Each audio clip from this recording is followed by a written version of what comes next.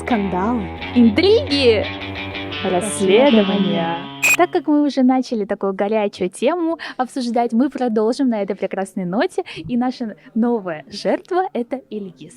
Исямсыз. Расскажи немножко о себе, Ильгиз. Меня зовут Ильгиз.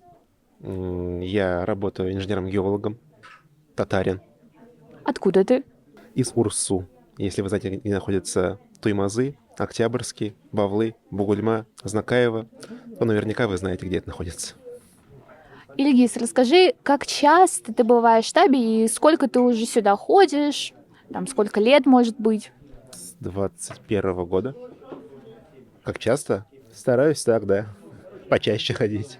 Вот за все время, что ты сюда ходишь, были ли такие инциденты, что, например, тебе кто-то начинал нравиться, или, может быть, ты хотел или познакомился с кем-то, с кем, там, не знаю, хотел построить какие-то вот отношения?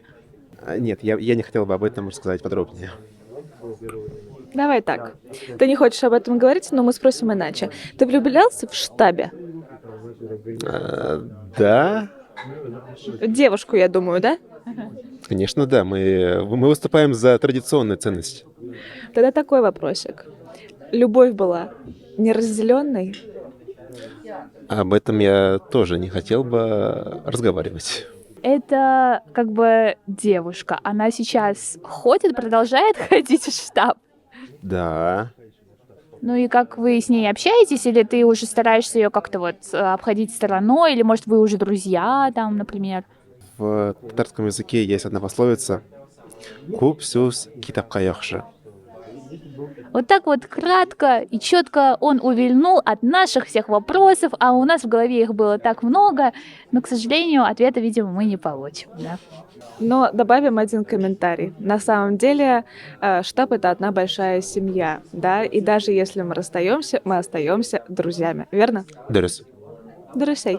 Поэтому давай, как ты сказал, купсюз — это все, китап Куп уже. сюз китапка яхшы. Я китап Каяхша, поэтому ждем от него книгу, где он все досконально в подробностях расскажет.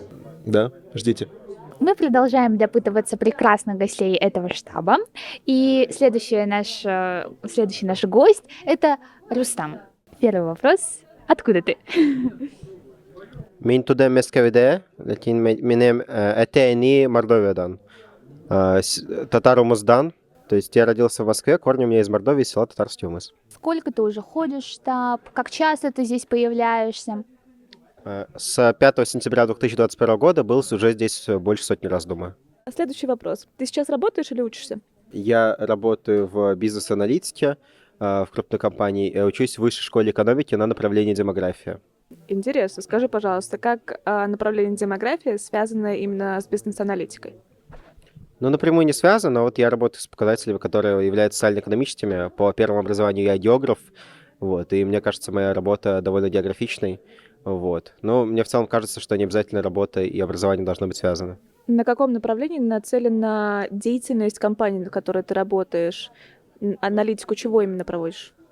Ну, аналитика показателей там туристических, социально-экономических, вот, в целом связанных с географией, вот поэтому мне и нравится, это интересно. Сейчас март, да, это первый месяц весны, вот это вот весь серый мир, в котором мы жили с октября по февраль, он потихонечку сходит на нет, все расцветает, становится тепло, хочется выходить на улицу, ощущать эту прекрасную погоду. Вот скажи, пожалуйста, с чем у тебя ассоциируется весна? Весна, конечно, ассоциируется с солнцем, с того, что тает весь снег, появляется вот с таким ярким голубым небом. Мне очень нравится весна, это мой любимый сезон года. Вот. А также у меня еще весна ассоциируется с тем, что запускается велосезон, и наконец-то можно будет кататься на прокатных великах, но пока этого не запустилось. Но вот это ощущение свободы, когда наконец-то тепло, можно ходить без куртки, и можно просто ехать, рассекая воздух, слушая пение птиц, смотря на это голубое небо солнечное, и наслаждаться жизнью, радоваться в целом от того, что все хорошо, и впереди лето.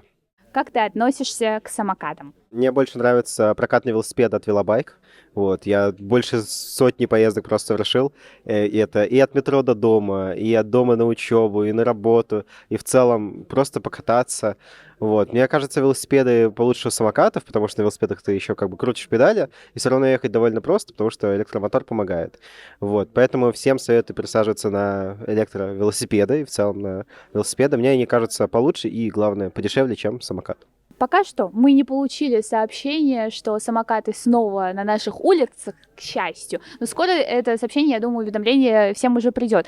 Алина, вот как ты относишься к самокатам? Скажи тоже, ответь честно, пожалуйста. Честно говоря, я была максимально против самокатчиков и самокатов, пока сама не встала на самокат. И самокат на самом деле экономит огромное количество времени, пока я еду от дома до метро. Но я всегда еду максимально аккуратно. Про самокаты могу сказать только хорошее. Почему? Потому что когда лето, самокат появляется, я на 10 минут дольше сплю по утрам, чтобы добраться до работы. Это очень удобно.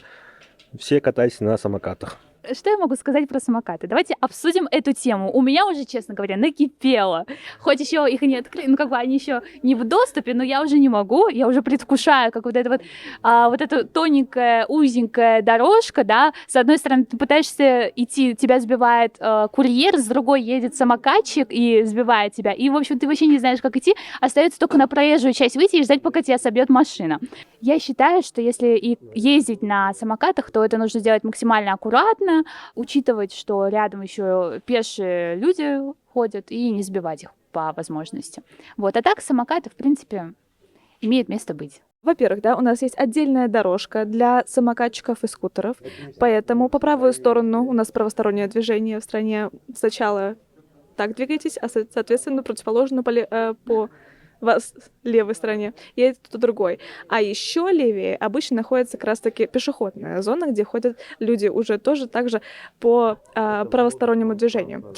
Что еще интересно? Это то, что, во-первых, бывают очень хорошие акции на самокат. Это достаточно дешево, чем использовать тот же самый такси, кстати говоря. С вами были ведущие нашего шоу о скандалах, расследованиях и интригах Алсу и Алина. Оставайтесь с нами, скоро новая серия. ставьте лайки, подписывайтесь, пишите комментарии, пишите, кто вам понравился больше всех из наших гостей и кого вы обязательно хотите увидеть в следующем выпуске. Мы его найдем. На связи. Не переключайся.